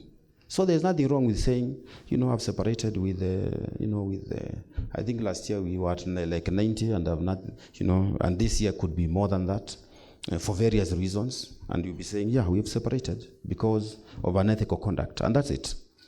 Now, during our interaction with the financial institutions, one of the things that they told us actually, and we learned, is that one of the banks would separate with their staff, and usually most of these guys who are fired are usually very good at what they do, and therefore someone is leave Bank A today, and tomorrow they are recruited by Bank B, and they go there and continue stealing. Because Bank A will never talk about it, isn't it? And they'll never say it. And then by the time Bank B has lost a few millions and they release the guy goes to Bank D and continues with the same thing. And one of the things that we said is that, why can't you even be able to share some of that information safely? Very, very safely. And I think that will happen in the very, very near future. And if it happens then all of us will be in a much better place. And therefore today I just want to say that we want to play a very crucial role in ensuring that this environment we operate in is grounded on proper ethical conduct. And I must say, even as we sit here, all of us will be guilty of one or two forms of corruption and bribery. And I say that because you may never have received any or solicited for any, but you know about it and you've kept quiet. Now, the person who keeps quiet is the same as the guy who has received or given the bribe. And that's what I will, that's a challenge I want to throw out there. And of course, we want to continue to work very closely with some of these organizations, Global Compact Kenya, who are very good partners, UNODC, who we want to continue working with. And because it's a challenging times come with some of these, some of these challenges that we see. So sometimes you see people doing the wrong things, but they're not doing the wrong things because they want to. They want to do it because of survival. Like convener said, because of survival. Why can't we then go there and make sure that we handle those particular issues that cause the problem? Why can't we use more technology? I think the moment we use more of tech, we are going to cut, we are going to make sure that we reduce the instances of corruption. And therefore, I just want to take this opportunity to thank all of you for listening to me. I'm happy to continue to share some of the things we are doing. I'm more than happy to also continue to learn from what others are doing. To learn and to go and implement whatever is good. We usually say that whenever you get something nice, just copy with pride and just go and implement it. So I'll be happy to copy whatever others are doing in this particular space, but I'm also happy to share all the things that we are doing. Otherwise, thank you so much, and I want to wish you a wonderful, wonderful day. Asanteni. Thank you. Let's clap the way I showed you. He's told us that our money is safe, that no one is getting our number and information, even when requested, unless it's on a court order. 1, 2, 3. Thank you. Shared values, collaboration, leveraging on tech. Thank you very much. We are going to transition to our online speaker. Lola is the Deputy Regional Director for Africa and Country Director for Nigeria at the Center for International Private Enterprise, CIPE, overseeing diverse thematic programs. She's a recognized expert in anti-corruption, governance, and business integrity, and she provides strategic leadership for the accountability, governance, and integrity portfolio across sub-Saharan Africa. So we sit and report to her. Lola co-leads Ethics First, a flagship CIPE initiative fostering accountable businesses and low-risk investment in Africa. She can see us. She's good? Good. Let us. We can still clap for her. She will see us and she'll hear us. Great. Excellent. Thank you. Brilliant. So I'm so sad I'm not in the room, but I'm greeting you. I bring greetings from Lagos, from the west side of our continent. We have a lot of anti-corruption activities happening around the world. So we have split ourselves up on the team, and I'm very, very, very disappointed I can't be there this year. But I'm also very excited to see some very familiar faces in the room. So pardon me for bringing this via tech. The last speaker just talked about that, the importance of tech. Well, Karibuni again. I'm so grateful to all the organizers of ABEC 2024 and the entire team at CIPE, UNGC, and all the sponsors. I want to say thank you very much for your hard work. I think today, listening to the speakers from Safaricom, listening to Kenyan Airways, something occurred to me. Before the first ABEC was convened by Ms. Elmawi working with her colleagues, and she really was like a one-woman army working with CIPE. There was just 5 years of really thinking about how to convince the private sector, particularly small and mid-sized enterprises that make up more than 90% of our business demographic on the continent and in Kenya, how to convince the private sector that they're not powerless, They are not a powerless victim of this problem of corruption that is always talked about as if it's only peculiar to Africa. And there were lots of engagement since 2014. And it's so beautiful to see that one of the organizations that was part of this engagement, Safaricom, is here today sharing thought leadership about how business ethics and integrity is ingrained in Safaricom and how that can transform the industry. I think celebrating these organizations like Safaricom and Kenya Airways, the organizations that really take business ethics and integrity beyond talking to doing, celebrating them tells us a lot about where we want to go as the business community in Africa and what we believe about ourselves in Africa, that corruption is not an African thing. We can actually get rid of corruption or even control it at least to a point where it no longer hinders us. It no longer hinders our Human Development Index abilities. So I want to say thank you to ABEC, because hearing that tells me we've come a long way from the first ABEC 2019. And the resilience of ABEC to even still hold during the crisis of COVID, the pandemic, in 2020 in Lagos, and then move on to hold again in Kenya and then in Botswana, and here we are back home. It's a beautiful thing to watch. And in that time, ABEC launched, I'm sorry if I'm speaking over you if you're clapping, but I promise you there are good points to clap here. Because before ABEC was launched, we did not have a platform where business can convene to talk about constructive solutions to corruption and showcase examples of companies that are doing things differently.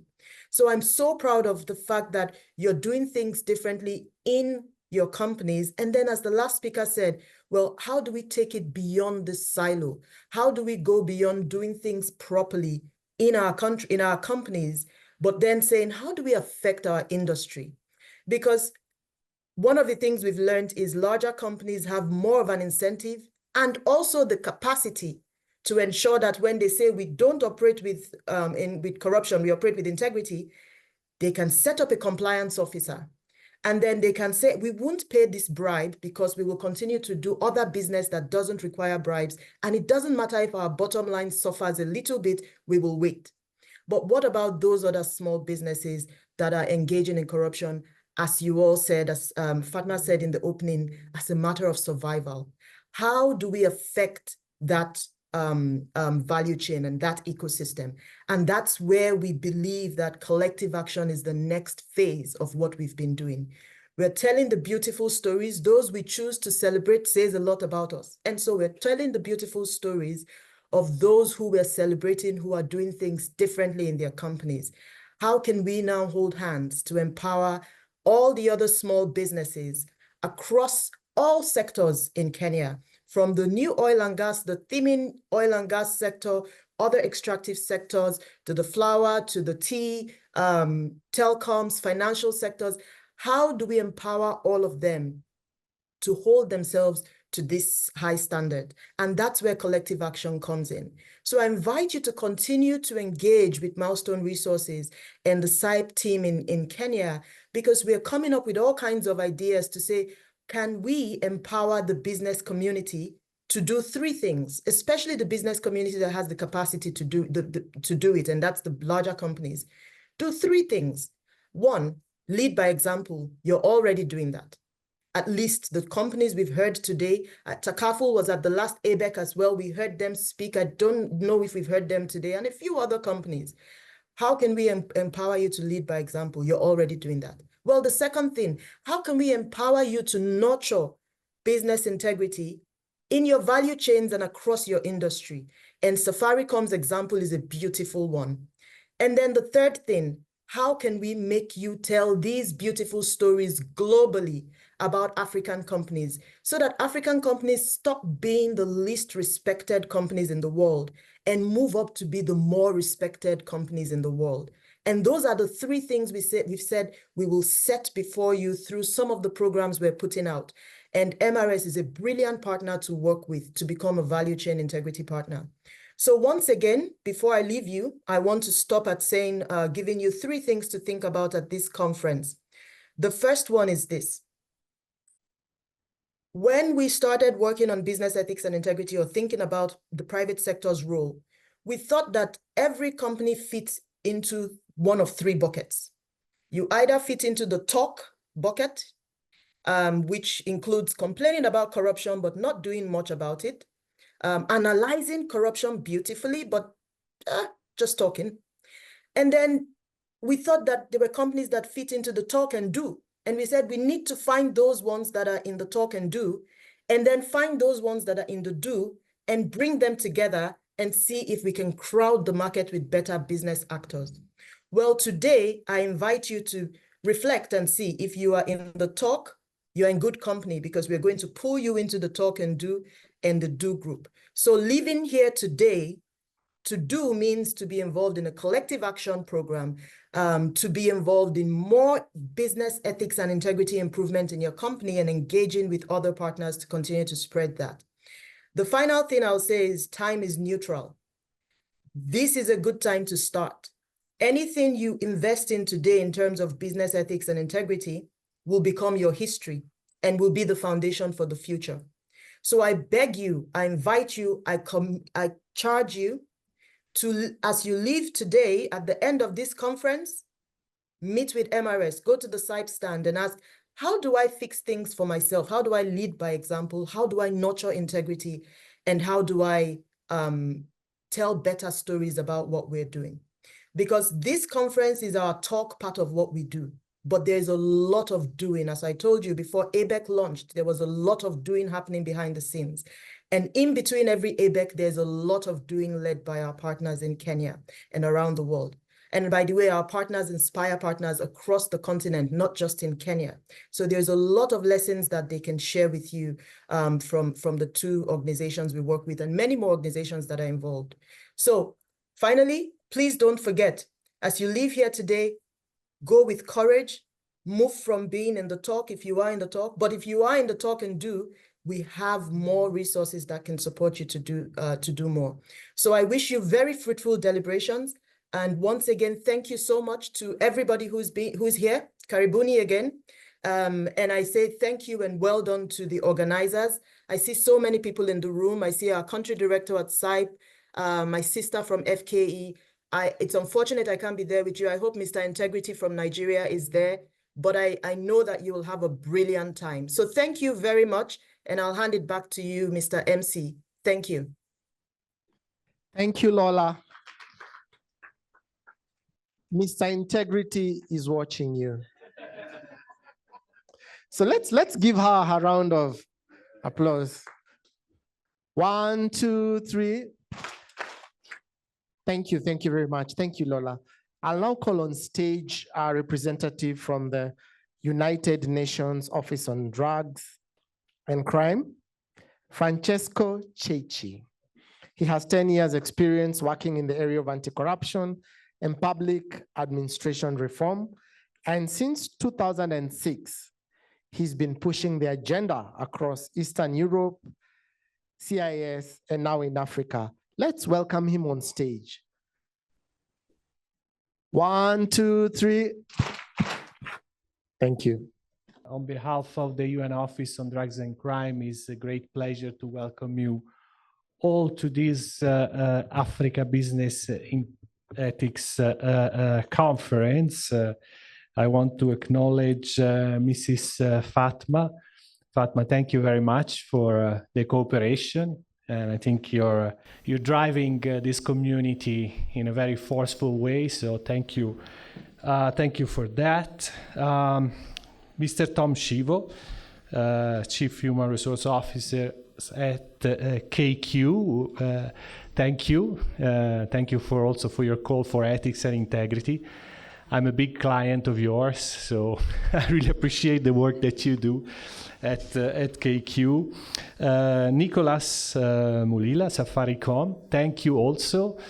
I also really very much appreciate your speech and your call for anti-money laundering, asset recovery, ethics, and also for mentioning the SDG 16. We don't hear that many companies mentioning the SDGs these days, so I certainly do appreciate that, and of course Lola. at SIPE, we had a good discussion with your colleague Lars Benson, and he convinced us that we really needed to partner for this initiative, and so we are really grateful for engaging with you, and all of you, ladies and gentlemen, really welcome to the conference. So it is a profound honor to be here on behalf of the UN Office on Drugs and Crime. Business integrity is a critical subject for the African continent at this critical juncture. So we live in a moment of challenges, but also great opportunities. Corruption is extremely detrimental for businesses. We all know that. There are estimates, there are studies, for example, the World Bank estimates that around 37% of firms are requested at least one time a bribe in a year. And that's quite a high figures. You know, these surveys are done globally, and unfortunately, Sub-Saharan Africa is the region where this figure is the highest. It's also important to note that corruption diminishes the attraction of countries in the region for foreign direct investment. Countries in the region attract foreign direct investment on the rate of lower than 1% of their GDP, which for developing countries, middle income is really quite low. So and corruption plays a part in it. So it's in the interest of everybody to address it. Africa also loses around $90 billion per year on illicit financial flows. These flows contains, of course, proceeds of crime, but they also contain tax evasion from multinational companies. And our studies indicates that corruption, money laundering, and tax evasion are very much related to each other. So it's in the interest of businesses, of honest businesses, to address these issues and address them seriously to create really a level playing field.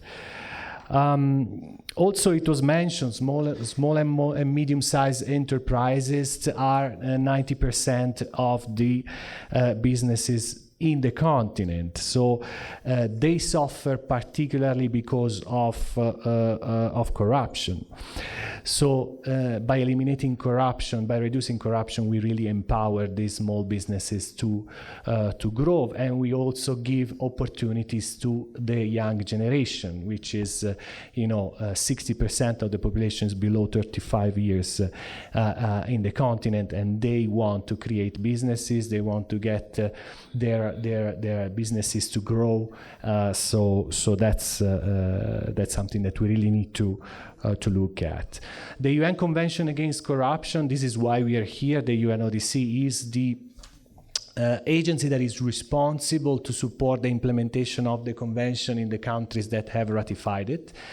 And the convention contains quite a lot of measures related to businesses. It calls upon state parties to establish a framework for business integrity, for transparency and accountability in doing businesses, for transparency and efficiency in bookkeeping by businesses, establishing, for example, beneficial ownership transparency regulations. But also it contains measures around criminalization, of course, of business bribery in the private sector, as well as foreign bribery. It calls upon state parties to also introduce the liability of legal persons for corruption. So companies have to be liable for bribery, corruption, embezzlement, as companies, not just the individuals that work for the companies or the management. So that's also important. So the convention is the global framework for anti-corruption, and really it constitutes a good blueprint for anti-corruption measures, and I invite all the businesses here to take a look at the convention and all the tools and instruments that are related to the convention. UNODC, of course, is engaged in supporting the implementation of this treaty, and therefore in May this year we organized a major conference for Eastern Africa, which we call the Eastern Africa Platform for Anti-Corruption, and we asked the state parties of the convention in the region, which are your priorities, and they identified business integrity and promoting fair and honest business as one of their priorities. And this is why we are really looking to you, to this community, to see how we can work together in promoting this agenda. That's why also we work with SAIP and we work with the Global Compact. So as we reflect upon this agenda, A Brave New Africa, I just want to set forward a few priorities. First of all, collective action. So this is it, collective action, and we really cherish this community, and we hope we can continue to support you in the future. Youth engagement. Actually, this year is the Anti-Corruption Day is on the 9th, so it's on Monday, and the theme is engaging the youth in the fight against corruption. But the youth has to see what's in it, and what's in it? Well, in it there are opportunities. There are also opportunities to create your own business, to have a good sustainable economic activity, and your community is key for providing these opportunities in an honest and fair environment. We talk a lot with the youth. We just had a big conference a couple of days ago, the Youth Forum, and representatives of the youths were there from across the country, associations, and they really claimed, that they really asked for integrity, not only from the government, not only from the law enforcement authorities, from the services that they receive from the state, but also from the business community. So this is important, and we owe them a response. Technology and innovation. So I mentioned beneficial ownership, but there's many other areas, e-procurements, for example, that really affect businesses. Utilization of data for transparency and accountability in procurements, for addressing tax evasion, so for enhancing transparency of state budget, especially the parts of the state budget that are relevant for economic development and for the business engagement. So transparency, accountability through digitalization is extremely important for us. And of course, building capacity, and we have heard from experienced compliance officers. We want to really work with them and with the overall community to promote integrity, ethics, codes, conflicts of interest, legislations, and capacity to enforce them. So thank you very much, Asanteni, and I look forward to discussing with you, and I wish you a wonderful day and wonderful conference. Thank you very much. Wow, thank you, Francesca. Thank you. We are not doing what we were supposed to do. They've already set up tea, so your energy will definitely come back after tea. 1, 2, 3. Thank you very much. Again, emerging themes, collective action, leveraging on tech, transparency. Thank you. I'd like now to call on stage Lawrence Njenga, the head of corporate communications and marketing at Kenya Association of Manufacturers. He has had a background of working in the public sector, NGO sector, manufacturing sector, energy sector, all the places where people are asked for things so that they can get jobs. Today we are not asking him for anything. We want him to tell us how he's helping his members do the right thing and build a right country. Thank you. Let's welcome him on stage. 1, 2, 3. Thank you. All right. Thank you very much. Allow me to ride on the protocols that have already been observed, and allow me to just recognize you, distinguished guests, ladies and gentlemen. Good morning. I think it's still morning. Good morning. Good, fantastic. It is indeed great to join you this morning. And just to let you know that Kenya Association of Manufacturers, especially because of our neighbors who've come from across economies within the African continent. I know I've seen we have somebody from Bangladesh. Kenya Association of Manufacturers is the representative organization for all manufacturing value-add industries in Kenya. And we've been in existence now for 65 years. So we are more, we've been in existence more before even the country was established, before we got our independence.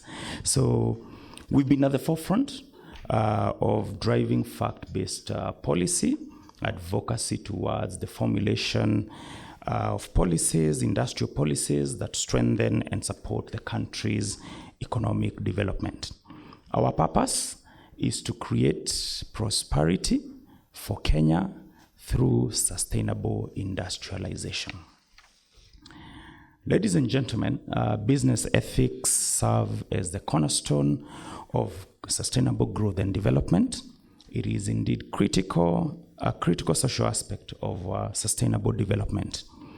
Ethical practices in businesses not only build trust among the stakeholders, but also foster a culture of compliance, and most importantly, promotes fair competition, ensuring a level playing field for all. In addition, the manufacturing sector, for the manufacturing sector, business ethics are especially critical in ensuring that we have fair access to opportunities, services, efficient supply chains, and equitable taxation.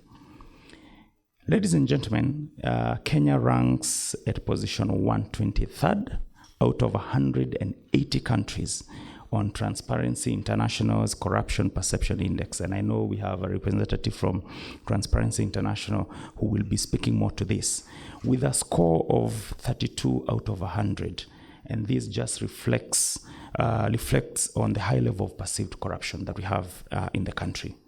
Furthermore, the cost of corruption in society impacts the future of all its citizens and their development.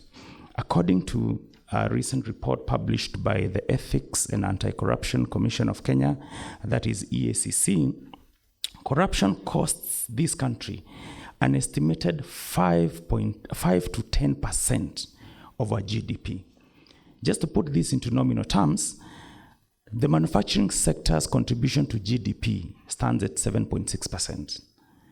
The 7.6% is 362,000 jobs, second only to the public sector. And in terms of even tax contribution to the country, that is 18% of what we contribute to this country. So when we talk about corruption, taking 5 to 10% of our GDP, you can already see the extent of how much we lose as a country. We will continue working with like-minded stakeholders to promote ethical business practices to our members and stakeholders, and we encourage companies to adopt codes of ethics, establish whistleblowing policies, and provide training on anti-corruption measures and compliance, and our friend from Safaricom has alluded to these already. While at it, we must also demand accountability and transparency from both the public officials and the private businesses as well. We need to continue engaging businesses and the public to report corrupt practices through the various accessible channels. Corruption is not just a government issue. It is a collective challenge. Every business, every organization, every individual has a role to play to uphold ethics and fighting corruption. As the Kenya Association of Manufacturers, we are committed to championing a culture of ethics and transparency in the manufacturing sector. Let us stand together to build Kenya where businesses thrive on merit and fairness. And finally, let us all remember that the cost of inaction is far greater than the cost of integrity. I want to repeat that the cost of inaction is far greater than the cost of integrity. Let us invest in ethical business practices today to secure a prosperous and corrupt-free Kenya for tomorrow. Thank you so much. Let's shake our hands. 1, 2, 3. You know, it takes an average of about 10 to 12 hours to prepare a 3-minute address. So you can imagine those who are doing for 15 minutes, how long they had to get ready for. So let's appreciate them. I would now like to bring on stage Global Compact Network. Okay, Kenya. Let's welcome him. He's not Judinjino, so if you're expecting Judinjino, please don't worry. He will tell us a few things about his organization. Thank you. Let's shake. 1, 2, 3. My name is Stephen Kimenya, and I, as was rightfully said, I work with Judinjino and benefit from our leadership at Global Compact Network Kenya. So, as my friend Lawrence said, allow me to also ride on protocols observed. But also just to thank everybody who has just spoken before me, Fatma, Lola, Tom, Nicholas, Francesco, and Lawrence, for making my work a bit easier, because we've all painted out very clearly why we need to be here. So I'll also try to be brief and make sure that I don't redo what has already been done. But also to recognize everybody else in the room, distinguished ladies and gentlemen, karibuni. So before I proceed, I'd like to convey a special message from Judy. She deeply regrets not being able to be here due to health reasons. So we're all ganging on, hoping that she gets better soon. Yeah, but she's truly passionate about this theme that we're addressing today, and it's my privilege to represent her and give these remarks. So allow me to begin by extending my heartfelt thanks to everybody for making the time here for what we believe is a very critical conversation. So for those who don't have the benefit of knowing the Global Compact Initiative or Global Impact, we are the Global Compact Network Kenya, and we're proud to partner with the ABEC conference. Our missions are very deeply intertwined. We believe in promoting transparency and ethics and accountability across the African business landscape. So let's just seize this opportunity to reflect and share on the transformative possibilities and leverage on the strength that we have in the room to come up with practical solutions that we can take to our businesses. So allow me to briefly introduce Global Compact. We are the Kenyan chapter of the UN Global Compact, which is, we call arguably the world's largest corporate sustainability initiative. And our role is to help businesses align their operations with the 10 principles of the UN Global Compact. And these are around human rights, labor standards, environment, and anti-corruption. Globally, the UN Global Compact unites over 24,000 signatories. And by signatories, we mean companies in over 164 countries. And here in Kenya, we have about 340 companies signed up to the Global Compact, which is the largest network that we have in Kenya. And we also have an oversight responsibility for Uganda, which will be launching its own network in 2026. So also just an example of how collaboration between neighboring countries can help build some resilience and momentum for sustainability. So the reason we exist is the private sector, speaking now to the mentee that was there before, the private sector is doing something, but we're actually doing a lot, but it's nowhere near enough, yeah? And that's what we're trying to build momentum around. Turning to the theme of this year's ABEC conference, A Brave New Africa, Business Growth in Times of Turbulence. We are ready to contribute our insights and partner and learn from those in the room on how we can foster resilient, sustainable businesses. This event theme closely aligns with our 10th principle on the UN Global Compact. If you just move to the slide before, I see everybody was talking about SDG, well, not too much about SDG 16. But we have 10 principles that guide our UN Global Compact, and they govern human rights, like I mentioned, labor, environment, and anti-corruption. And this year is sensitive for us because we believe everything is interconnected, right? And because we don't have integrity in our operations, then we find a lot of other things are lagging behind. So by addressing this agenda on ethics and integrity, we believe that we are moving the needle across so many other SDGs and allowing them to move faster. So research has been done. We're at about 15% of where we need to be right now. So really, really lagging behind. So corruption remains one of most Africa's critical challenges, and a lot has already been said about it.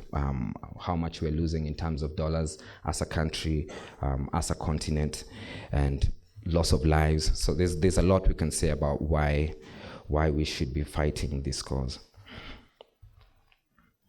As Global Compact locally, we are working with all sorts of partners in private, public partnerships. We're supporting the ESCC in developing frameworks which guide the general public on bribery, anti-corruption, the model procedures that were just recently validated. So we support them in those initiatives. We partner with KAM and KEPSA in developing the code of ethics. We partner with Safaricom, who implement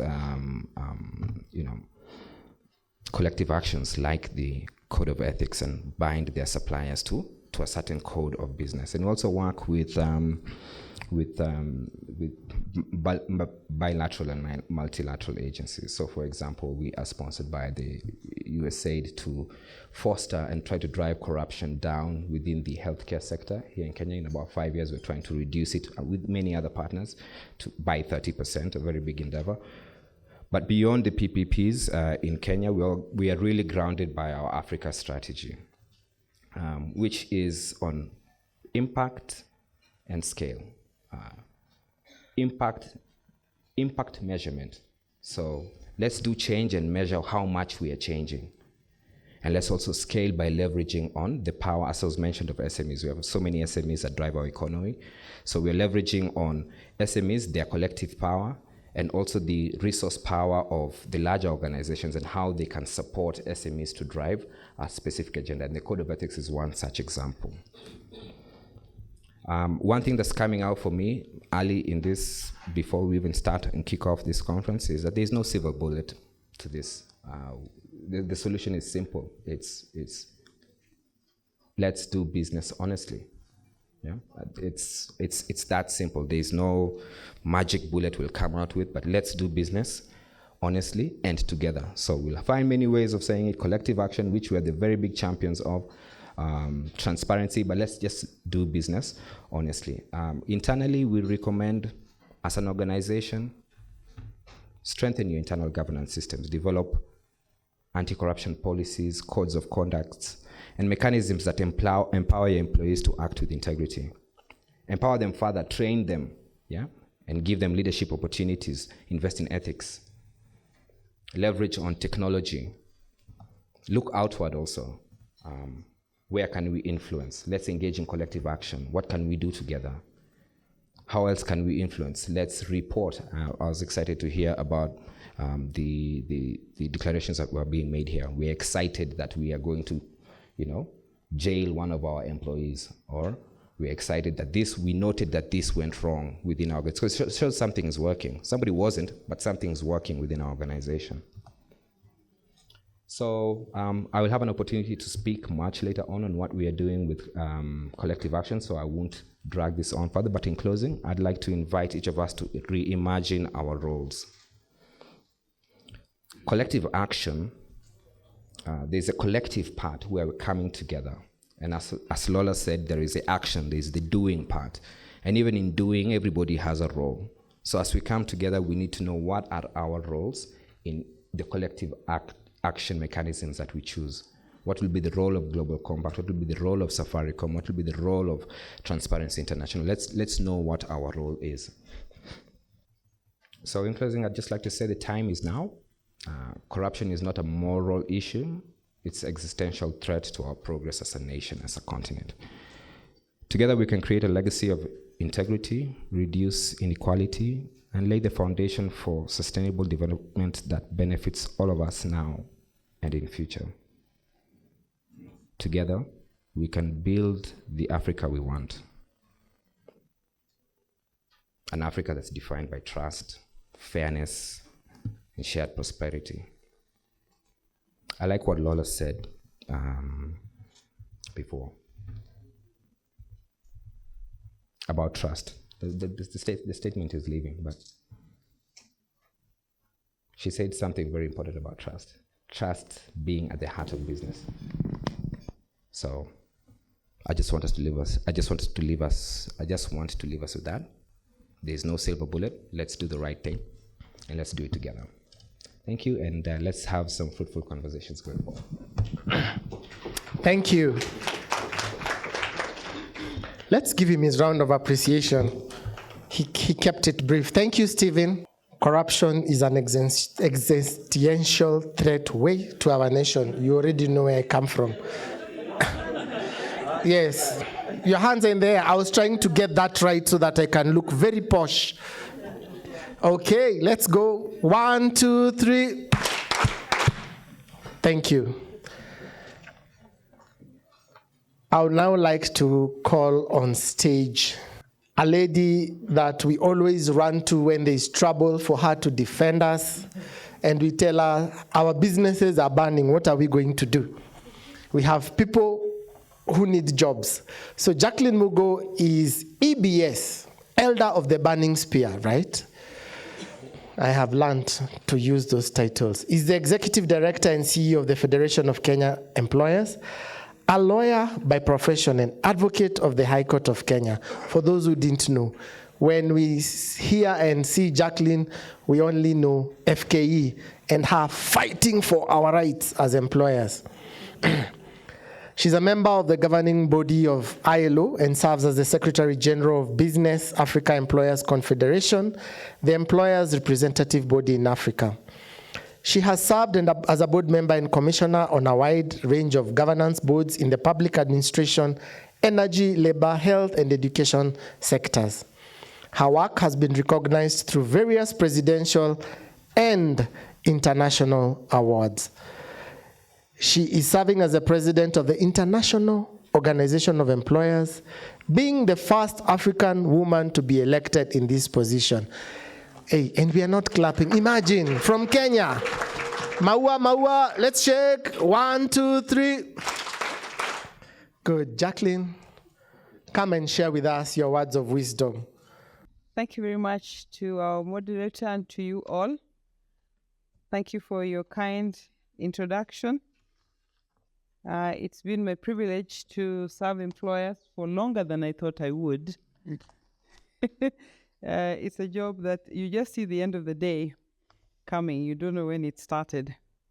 I'm going to try and be brief because I know you've listened to a lot of speeches this morning, very good ones, that have laid a very clear landscape of the issue that we are discussing this morning, its impact on our continent and the costs that it is having on businesses.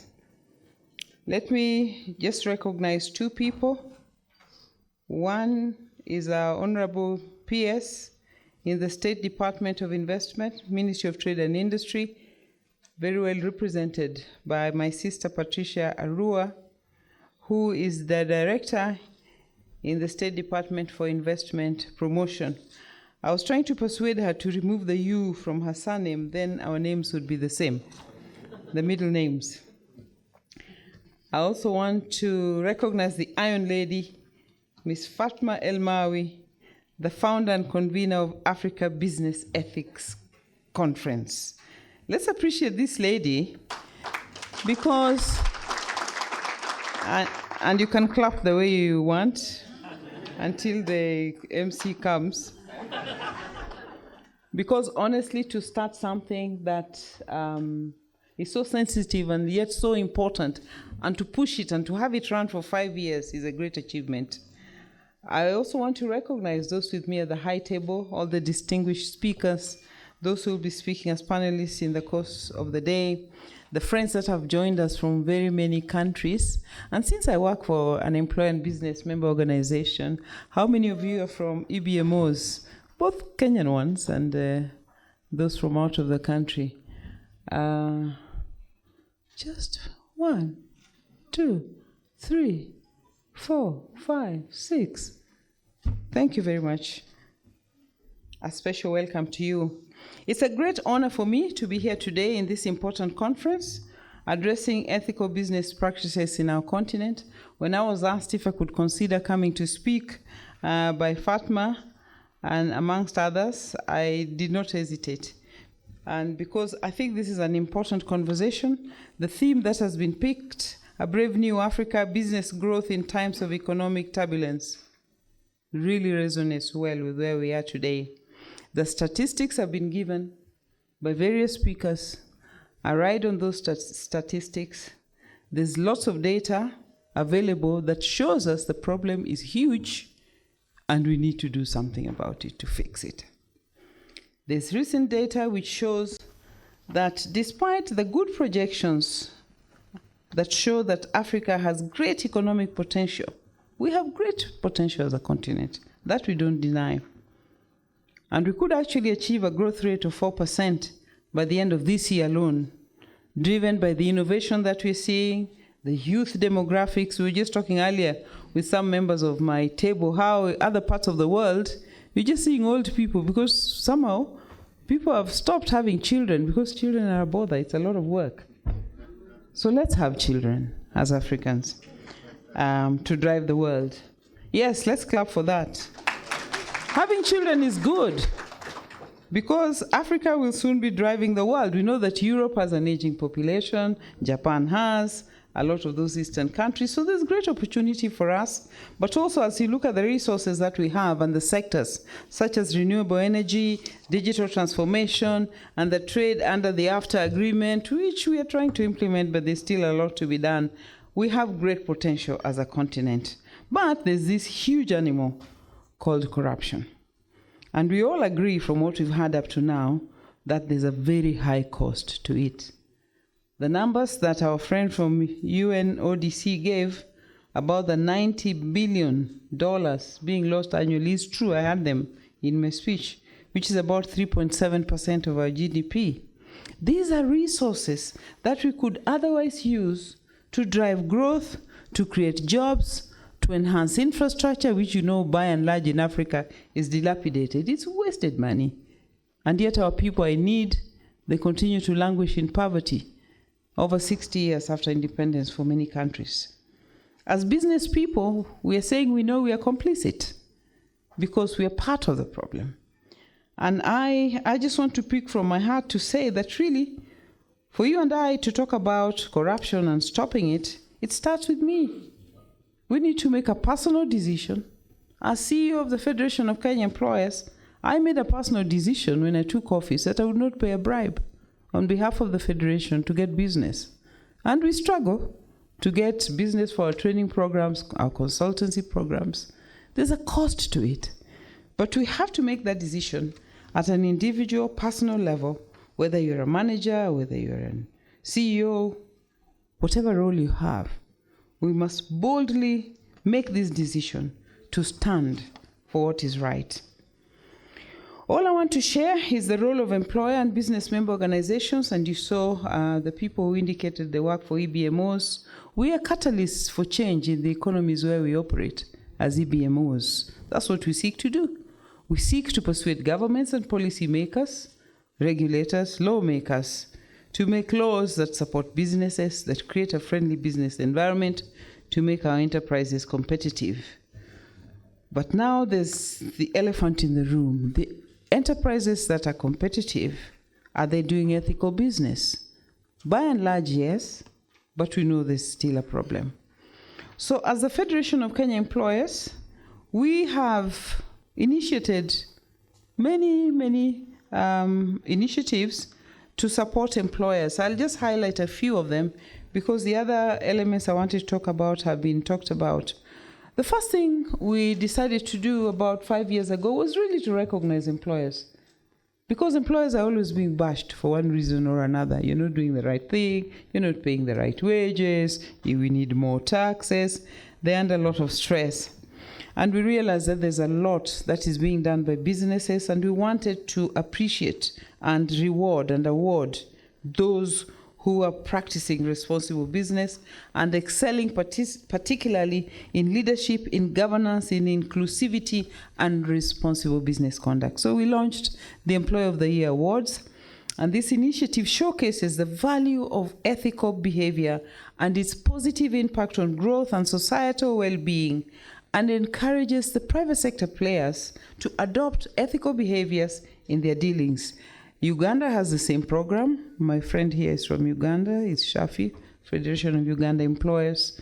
Tanzania has this and a number of employers organizations. And we are thinking of scaling up this to be, first of all, an East African award, and then eventually to the continent to recognize, because it's also good to appreciate and to encourage positive initiatives. We play a very strong role in advocacy and holding business leaders accountable, and we do this by participating in forums such as the Kenya Leadership and Integrity Forum. We have capacity building and sensitization programs for employers to tell them, first and foremost, what are the compliance standards required of you? What do the laws say?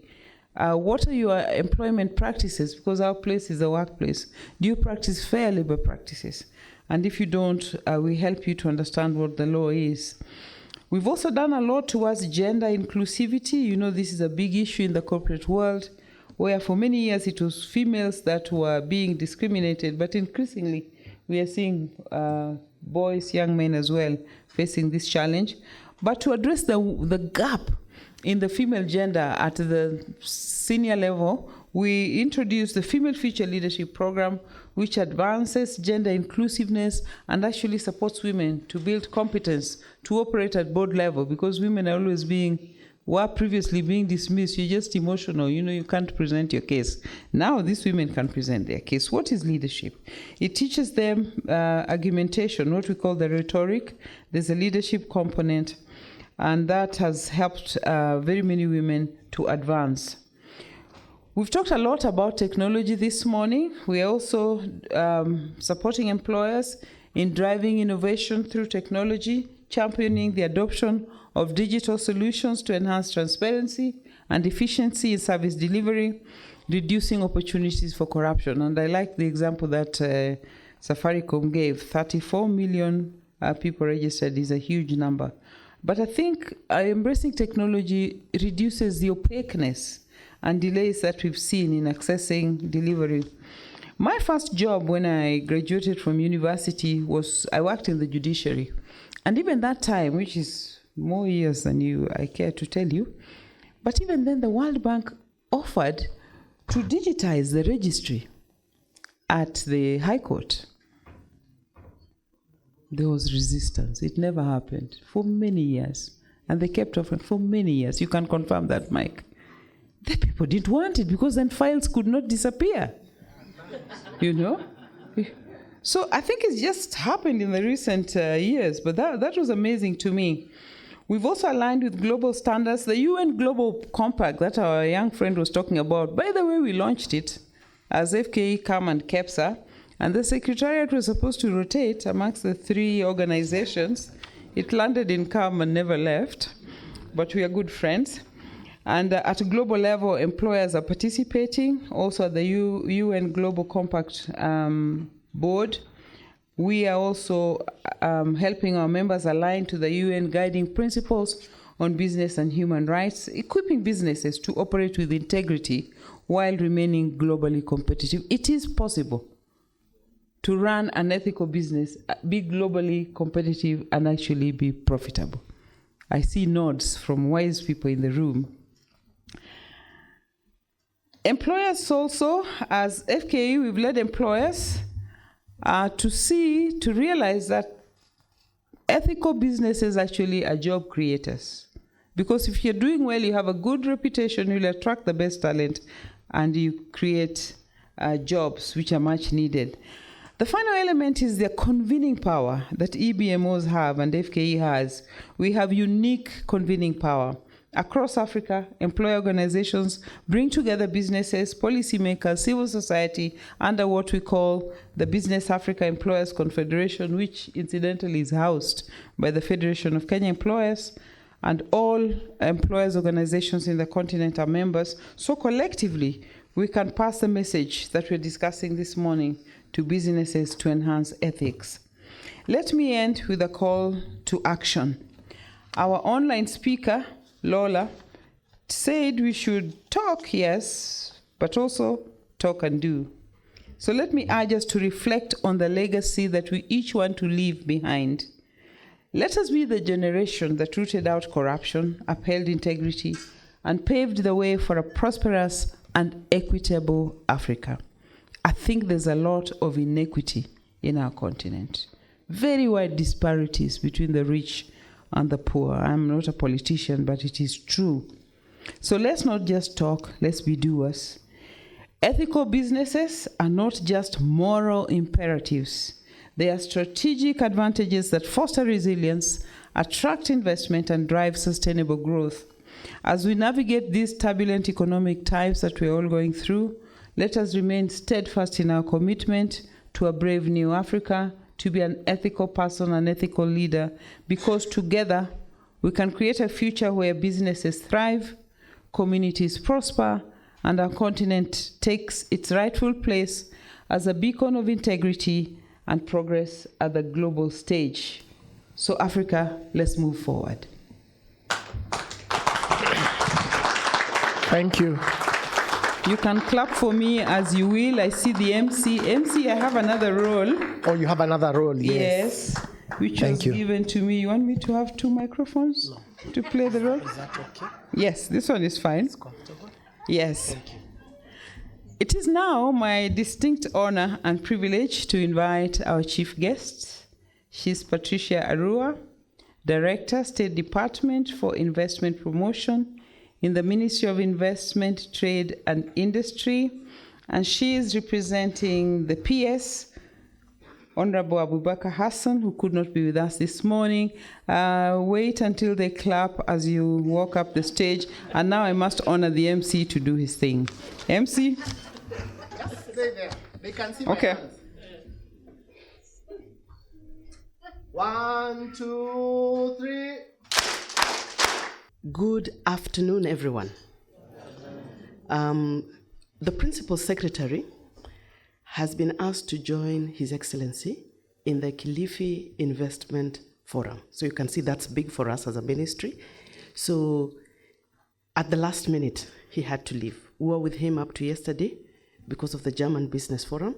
There's a lot of work being done in terms of attracting investments in the country and into the counties. So you see the importance of this event. So I'm stepping in, and I hope I do a good job. You know, in government, I can't do my thing, I do his thing. So I stand on the protocols set before me, and I will proceed with the speech. Distinguished guests, esteemed colleagues, and honored participants, both online and here present in the room. It is a privilege to join you today for the Africa Business Ethics Conference 2024, ABEC, an event that underscores the importance of ethical business practices as a cornerstone for sustainable economic growth across our continent. On behalf of the State Department for Investment Promotion under the Ministry of Investments, Trade and Industry of the Republic of Kenya, I extend a warm welcome to you all. Nairobi is a hub of innovation, entrepreneurship, regional leadership, and is proud to host this important gathering. Karibuni sana. The theme of this year's conference, A Brave New Africa, Business Growth in Times of Economic Turbulence, is both bold and inspiring. It speaks to the dual challenge of navigating an uncertain global economic climate while embracing the extraordinary opportunities before us. As we pursue sustainable growth, ethical practices must remain at the heart of our strategies. These practices not only define the integrity of businesses, but also build trust with stakeholders who are our partners, investors, and the communities alike. The anti-corruption and governance framework in Kenya, Kenya recognizes the critical role that anti-corruption measures play in creating an environment that is conducive to investment and business growth. Our commitment to fighting corruption and fostering transparency is enshrined in key legislation and institutional frameworks. These include, number one, the Constitution of Kenya 2010, and in Article 10 in particular, it emphasizes national values and principles of governance, including integrity, accountability, and transparency. Second, the Anti-Corruption and Economic Crimes Act. This act establishes measures to prevent, detect, investigate, and prosecute corruption-related crimes. The Bribery Act. This provides for a comprehensive legal framework to address bribery in public and private sectors, including provisions for holding individuals and corporations accountable. The Leadership and Integrity Act. This one aims to ensure compliance with ethical standards set out in Chapter 6 of the Constitution, and this in particular for public officials. The Ethics and Anti-Corruption Commission, a cornerstone of these efforts, continues to lead in investigating corruption, educating the public on anti-corruption, and fostering adherence to ethical principles. The EACC works closely with government entities, private sector players, and civil society to implement measures, enforce compliance, and enhance public accountability. The role of ethics in investment promotion. We see ethics that is at the heart of sustainable investment. Investors do prioritize jurisdictions where transparency, accountability, and governance inspire confidence. Kenya, as a regional leader, demonstrates that ethical governance is not just an aspiration, but a practical tool for attracting responsible investment. Through initiatives like ABEC, we underscore our commitment to aligning policies and practices with ethical standards, ensuring that businesses thrive while safeguarding social equity and environmental integrity. So what opportunities are there for Africa? Africa stands at the crossroads for opportunity and transformation. The Africa Continental Free Trade Area, ACFTA, offers unprecedented opportunities for intra-African trade, industrialization, and investment in emerging sectors such as technology, renewable energy, and agribusiness.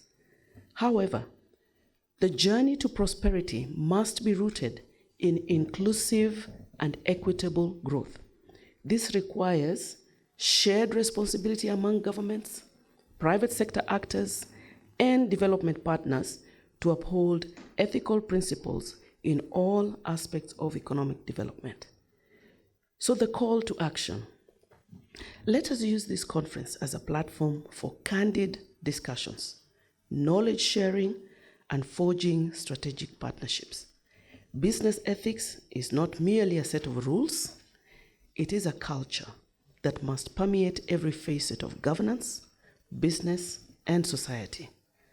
I therefore urge each participant to take actionable steps in championing ethical transformation, creating a ripple effect that will shape the future of Africa's economy. As we conclude, I wish to commend the organizers of ABEC for curating such an impactful event. The Kenya government remains steadfast in its commitment to fostering a business environment built on ethical values, transparency, and investor confidence. Together, let's embrace this brave new Africa and chart a path of ethical prosperity that will inspire generations to come. I thank you.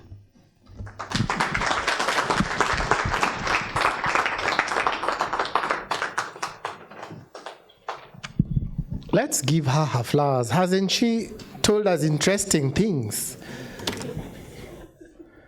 Very interesting things. That the government is keen on AU Agenda 2063, and for the business owners in the room, there is opportunity to expand into the market. 1, 2, 3. Thank you very much. All the speakers this morning and afternoon have talked about collaboration. And the only way we will move forward is as individual catalysts and communal catalysts.